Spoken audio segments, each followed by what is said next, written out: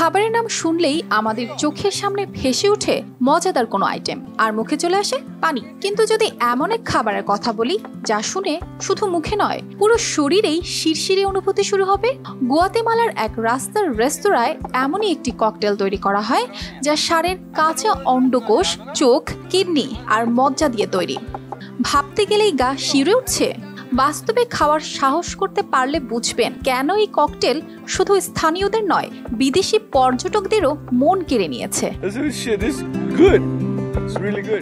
মধ্য আমেরিকার গুয়াতেমালায় রোনাল্ড ভ্যালদেজ নামে এক রাস্তার খাবার বিক্রেতা বানান এই অদ্ভুত রেসিপি। তার খাবার শুধুই প্রচলিত ধারণাকে ভেঙে দেয় না, বরং যারা সাহস করে খেতে আসেন তাদেরকে এক নতুন স্বাদের সঙ্গে পরিচয় করিয়ে দেয়। অবশ্য এই ধরনের খাবার খেতে সাহসের দরকার হয়, কারণ এটি সাধারণ খাবারের চেয়ে অনেকটাই ভিন্ন। তবে যারা একবার খেয়েছেন তারা বারবার ফিরে আসেন। ভ্যালদেজের এই ককটেল আসলে ষাঁড়ের কাঁচা অঙ্গ প্রত্যঙ্গের সাথে মশলা ও তাজা সবজির মিশ্রণে তৈরি এক অসাধারণ স্বাদ। রেসিপির মধ্যে দুটি ভিন্ন পদ রয়েছে, একটি হলো সেভিচে এবং অন্যটি ককটেল। দুটি পদেরই মূল উপাদান হিসেবে ব্যবহার করা হয় ষাঁড়ের কাঁচা অন্ডকোষ, চোখ, কিডনি এবং মজ্জা। আপনি যদি সত্যিকারের ভোজন রসিক হন তবে এটি আপনার জন্য হতে পারে এক অনন্য অভিজ্ঞতা।